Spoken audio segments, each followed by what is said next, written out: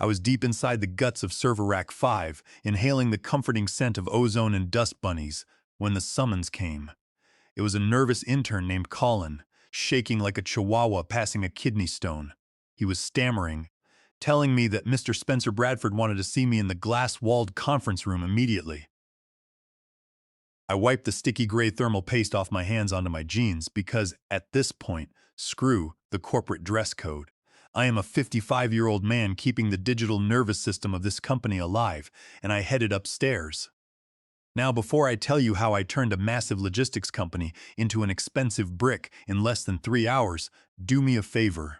If you like watching rich kids get a harsh reality check by the working class, hit that subscribe button and smash the like. Thanks. I walked into the conference room on the 12th floor.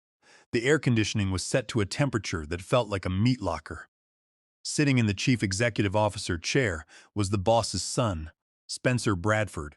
Spencer has that ridiculous haircut that costs $400 to make him look like he just woke up, and teeth so white they threaten to blind pilots mid-flight. Next to him was a guy wearing a designer hoodie that probably cost more than my pickup truck, tapping away on a shiny tablet. "Walter," Spencer said, not looking up from his phone, "thanks for coming up. Take a seat."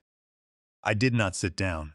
I have been working at Atlas Freight for 13 years, since Spencer was still struggling with the basic concept of toilet training. I have survived 3 major mergers and a ransomware attack that would have wiped out our entire operation if I had not stayed awake for 72 straight hours to rebuild the databases. I do not sit down for junior varsity. "What is up, Spencer?" I asked, keeping my arms crossed. "The network is green, the backups are verified, and I have a database migration to finish before the afternoon rush." Spencer finally looked up, giving me a smug, pitying smile. "Yeah, about that. We are making some changes, strategic pivots. We are moving our entire infrastructure to a cloud-native, synergy-focused environment." I blinked at him. "Spencer, those are just corporate buzzwords. They do not mean anything. Our infrastructure is already a hybrid cloud. I built it from the ground up, and it works." "Right," Spencer said, waving his hand dismissively. "But it is clunky old school like you. We need fresh eyes. This is Devin. Devin is a technology visionary. He is going to be taking over as Chief Technology Officer, effective immediately." The silence that followed was loud enough to break glass. "Chief Technology Officer?" I was the systems coordinator, reporting directly to the Chief Executive Officer, Spencer's father, George Bradford. "George is on a flight to London right now," Spencer continued, leaning forward. "He put me in charge of operations while he is gone, and my first operational priority is trimming the fat." "You are out, Walter." It hit me like a physical blow to the gut, but I did not let my face show it. 13 years of 3 o'clock in the morning alarms, of missing family birthdays because a database corrupted, and I was being replaced by a kid named Devin who looked like he vaped custard-flavored poison for fun. "You are firing me," I said, keeping my voice dangerously low. "For him?" "We are letting you go," Spencer corrected, flashing a smile that was all veneers and no soul. "Your severance package will be standard, but we need your key card and your administrative credentials right now." Devin spoke up then, his voice dripping with casual arrogance. "Yeah, if you could just write down the root passwords on a sticky note, that would be chill." He wanted the master keys to a global logistics infrastructure, a system that managed thousands of shipping routes and millions of dollars in freight, written on a yellow sticky note. The rage started in my toes. It burned hot and fast, scorching its way up my spine. I let out a slow breath that smelled like stale office coffee and the cigarette I had smoked in the parking lot an hour ago. "Okay," I said. "You want the keys? You got them." I pulled out my phone, opened the mobile administration app, and tapped the logout button. "I am logging out of the master control console," I said, looking Spencer dead in the eyes. "But you should know something before I walk out that door. The entire system is built on a dead man's switch. It requires a biometric handshake, specifically my thumbprint, every 180 minutes to verify system integrity. It is a failsafe I installed after the cyber breach in 2022. Your father authorized it himself because of federal compliance." Spencer laughed, a loud grating sound. "A biometric handshake? What is this? A spy movie? Get real, Walter." "It is a compliance requirement," I said. Without my physical scan, the validation protocols will fail. The system will assume a hostile takeover has occurred and lock down everything. We will just bypass it, Devin said, looking up from his tablet. I know Python. I almost laughed. Python will not save you, kid.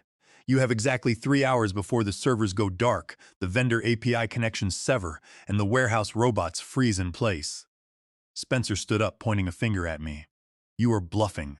Hand over the laptop and get out of my building. I placed my rugged ThinkPad laptop on the glass table, setting my security badge neatly on top of it. I looked at the digital clock on the wall. It was exactly 9 o'clock in the morning. Tick-tock, Spencer, I said. You have until noon. I turned on my heel and walked out. The walk to the elevator felt like a funeral procession of one. People nodded at me as I passed the cubicle farms. Clara from accounting waved at me, smiling. She did not know that the entire corporate ship was currently being steered by a couple of toddlers on a massive sugar high. I stepped into the elevator and pressed the button for the ground floor. As the doors slid shut, I felt a strange, unfamiliar sensation in my chest. It was not panic. It was a wonderful airy lightness. The weight of the servers, the constant low-level anxiety about uptime, the middle-of-the-night phone calls, it was all suddenly gone. I walked out into the parking lot. The morning sky was that flat, non-committal gray that it loves so much. I leaned against the hood of my beat-up Ford F-150 and fumbled in my pocket for my pack. I lit a cigarette. The warm smoke hit my lungs like an old friend. I exhaled a thick plume of gray into the cold air. 3 hours, I whispered to the empty asphalt. Upstairs, Spencer was probably high-fiving Devin. They were probably talking about how easy it was to clear out the deadwood and modernize the department. He is just bitter, Spencer would say. A biometric handshake, please.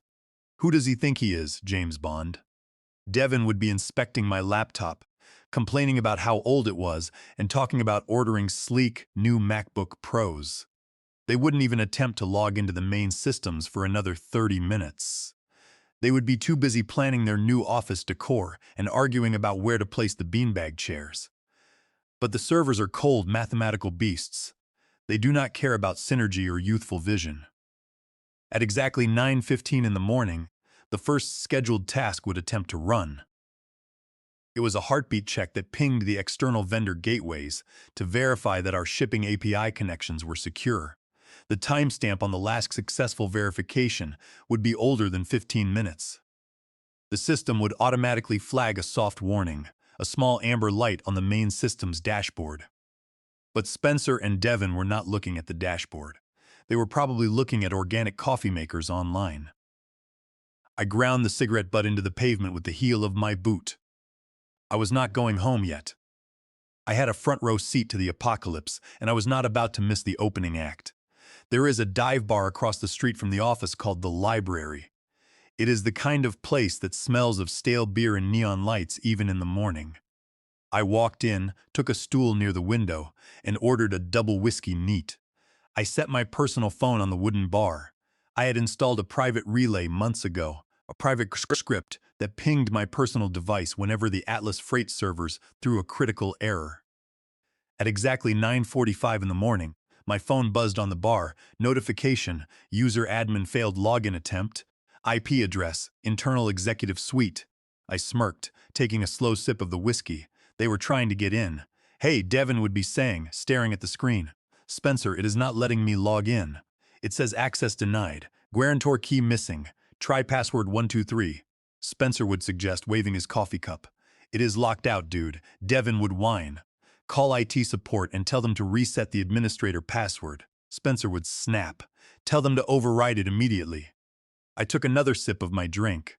IT support consisted entirely of Sean, a young guy I had personally trained. I had drilled it into Sean's head for 3 years to never touch the root directory or modify the guarantor protocols without my direct written sign-off. My phone buzzed again. Notification. Ticket hash 9942 created. Subject. Cannot log in admin console. Fix now. Priority. Low. Sean knew exactly what was happening. If a request came from Spencer and did not copy me, it went straight to the very bottom of the pile. Their key, I muttered to the bartender who was wiping down the counter. I think they are beginning to realize they do not have the key. Rough day? the bartender asked, looking at my work shirt. Best day of my life, I said, smiling. Hit me again. The countdown was now down to 120 minutes. The heartbeat check had officially failed 3 times in a row. The system was moving from curious to suspicious. And trust me, you do not want a multi-million-dollar logistics network to get paranoid. When the Atlas Freight Network gets paranoid, it starts locking doors you did not even know were open. The whiskey was settling in, warming the cold knot of anger that had lived in my stomach for years. My phone buzzed. It was 10:10 in the morning. Notification. System alert. Load balancing failure. Node 5 unresponsive. Here we go, I thought. The show had officially started. The load balancer is the unsung hero of our entire logistics operation. It distributes incoming and outgoing traffic between our main servers in Virginia and the backup site in Ireland. Every hour, like clockwork, the load balancer asks for permission to rotate the active encryption keys. If it does not get the biometric handshake from the primary guarantor, it assumes the entire network connection has been compromised. To protect the integrity of the data, it starts cutting the digital bridges. It isolates itself. Inside the office, the lights would still be on, the coffee machine would still be brewing, but on the monitors in the logistics department, the screens were starting to freeze. I could picture Claire in dispatch. She would be clicking the refresh button over and over. Why is the tracking spinner just spinning? She would yell over the cubicle wall, her voice tinged with frustration. Mine is doing it too. Silas from inventory would answer, staring at his monitor. I cannot pull the cargo manifest for the Chicago shipment, and the drivers are waiting at the dock. Up in the glass conference room, Spencer and Devin were probably starting to sweat. The casual arrogance was likely evaporating, replaced by the realization that the magic computers did not just work on good vibes and synergetic handshakes. My phone buzzed. It was a text message from Sean in IT. Hey boss, the text read.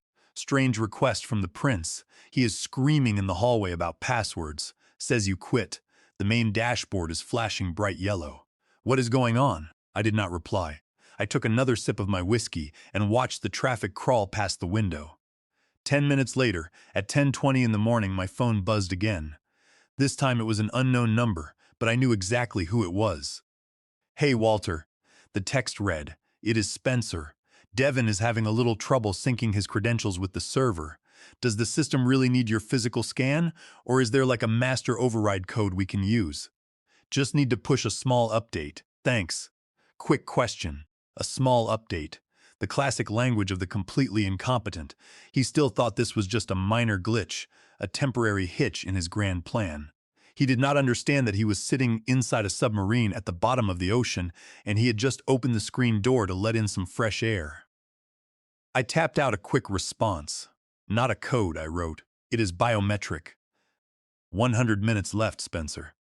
I put the phone back on the bar face down. By 10:30 in the morning, the notifications on my private app were coming in so fast they were scrolling off the screen. Critical database lock initiated. Critical API gateway timeout. Warning, external vendor UPS connection severed. We were a logistics company. If we could not talk to the external shipping networks, we were not moving boxes. We were just a giant warehouse full of expensive, heavy junk. I closed my eyes and could almost hear the chaos on the warehouse floor. Customers calling in, demanding to know where their tracking numbers were. Long-haul truck drivers calling from the highway because their electronic logging devices and dispatch tablets had suddenly gone dead.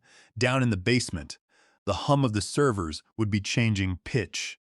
The cooling fans would be spinning up to maximum speed, screaming as the processors tried desperately to resolve the digital deadlock. The machines were getting hotter, crying out into the void for a validation key that was currently sitting in a dive bar drinking cheap whiskey. My phone rang. The caller ID showed Spencer's name. I let it ring. Then I let it ring again. I finally picked up on the 4th attempt. Hello, I said, sounding as bored as humanly possible. Walter. Spencer's voice was an octave higher than it had been 3 hours ago. The smug executive tone was gone. Pick up the damn phone. Why is the shipping module down? The board is lit up like a Christmas tree. We are losing $52,000 a minute here. I told you, Spencer, I said calmly. It is a dead man's switch. The system thinks the cockpit is empty because the authorized guarantor has not checked in. It is putting the plane into the ocean to prevent a hostile hijack. Fix it, Spencer screamed. Give me the bypass code right now. I cannot give you a physical fingerprint over the phone, Genius said. This is sabotage, he yelled, his voice cracking. I will have you arrested for cyber-terrorism. The police will be at your house in 10 minutes. I did not do anything. Spencer, I replied. I am doing exactly what you told me to do. I am gone. I am no longer an employee of Atlas Freight.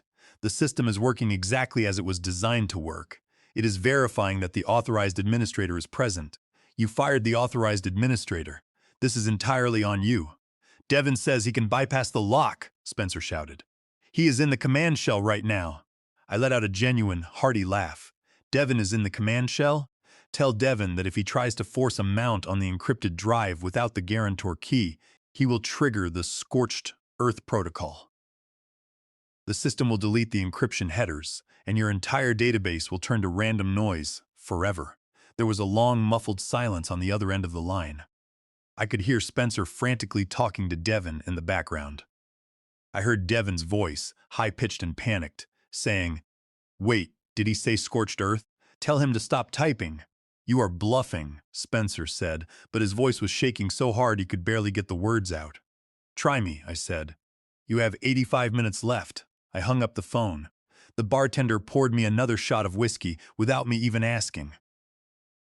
The bar was starting to fill up with the early lunch rush. Mostly construction workers from the project down the street, with dust on their work boots and exhaustion in their eyes. Real workers, people who actually built things, unlike the kids in designer hoodies upstairs. My phone was vibrating constantly now, the screen lighting up with internal chat threads that Sean was leaking to me. Clara from Dispatch. "Anyone seen Walter?" Spencer is running around the office floor screaming at the computer monitors. Silas from Inventory. "Sean from IT says Walter got fired this morning. Is that true? If he is really gone, who the hell knows how to fix the legacy database bridge?" Sean from IT. "I am hiding in the server closet right now. Devin just asked me what a Linux is." "Guys, we are absolutely doomed." I smiled, taking a sip of water. I needed to keep my head clear for the final act. The employees were not panicking because the system was down.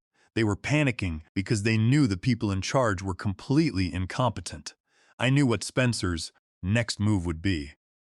He would be frantically dialing his father's private satellite phone. But George Bradford was a man of strict habits. When he flew internationally, he turned off all his devices.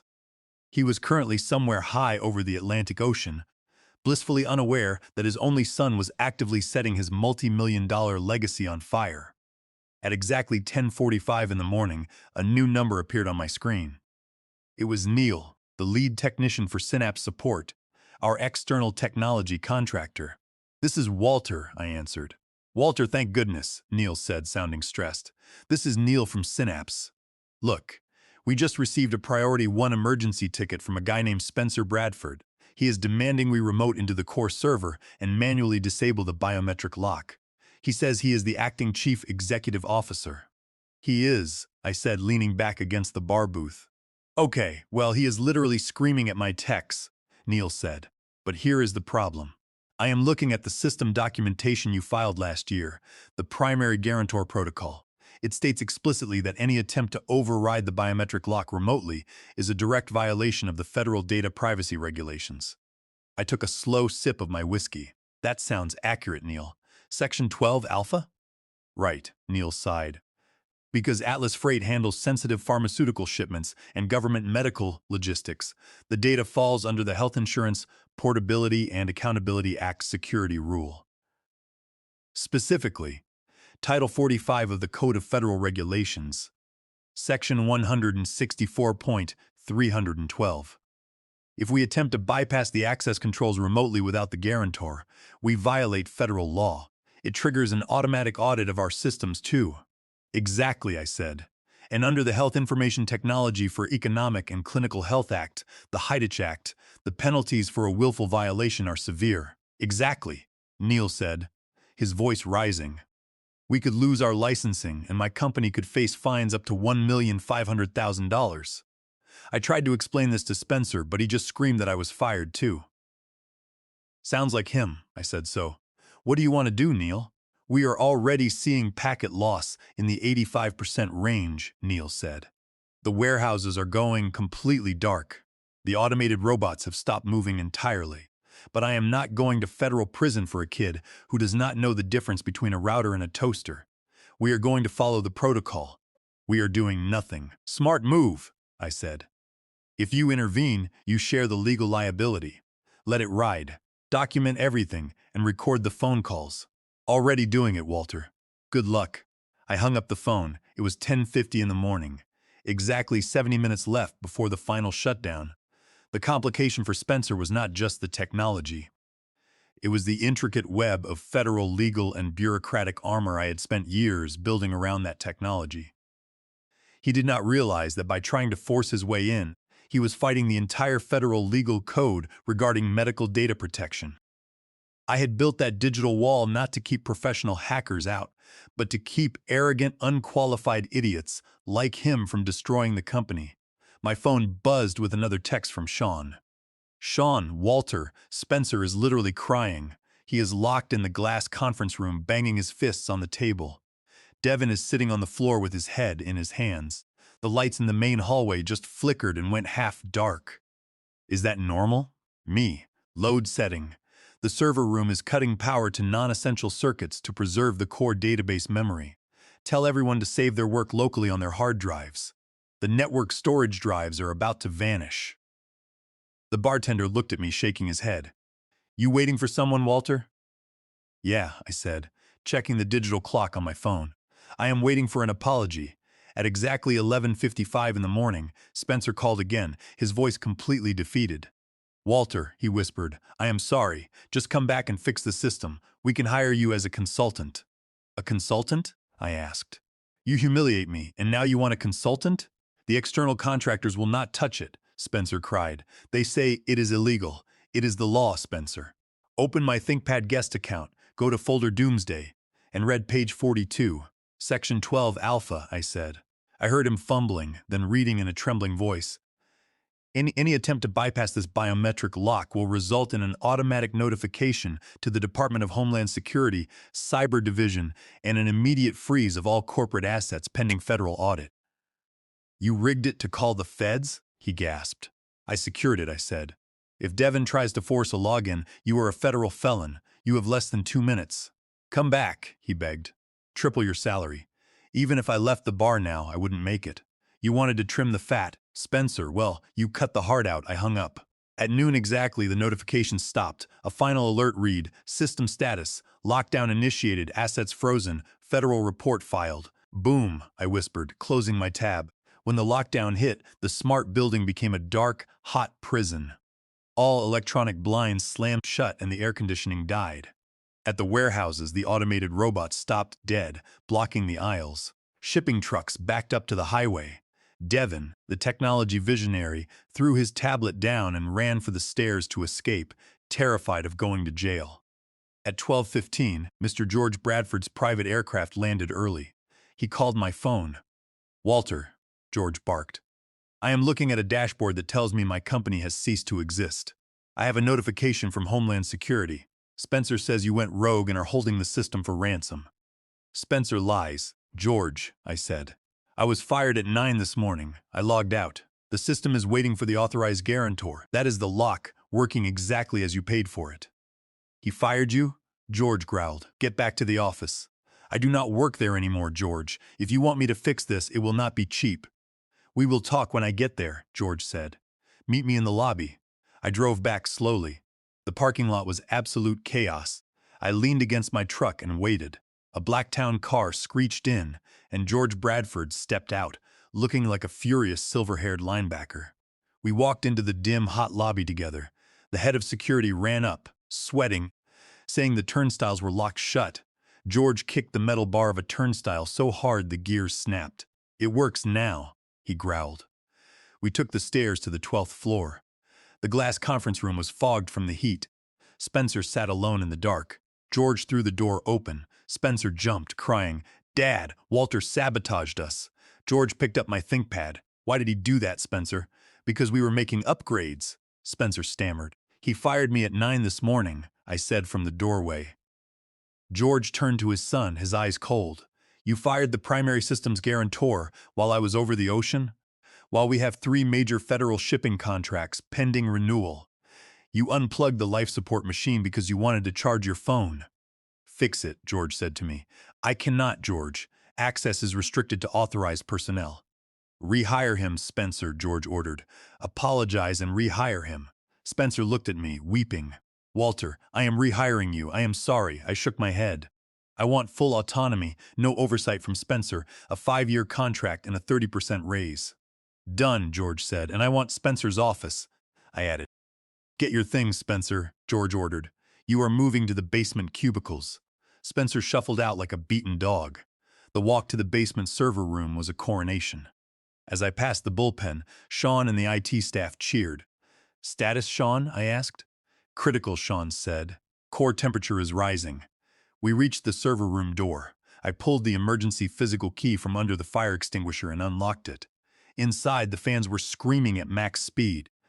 I sat at the main console. The screen flashed. Remaining time until database purge. 1 minute and 30 seconds. I pressed my right thumb against the scanner. It flashed green. The red text vanished. Biometric match confirmed. The screen read, Welcome, Administrator Holloway. Canceling purge. Restoring systems. The air conditioning kicked back on with a low rumble. The rack lights turned from red to green. We are green, Sean shouted. Upstairs, the robots woke up. I pulled up the camera feed and watched Spencer walk out the front lobby doors carrying a cardboard box, waiting for a rideshare in the gray air. Synergy, I whispered. I texted the company chat. System, clear.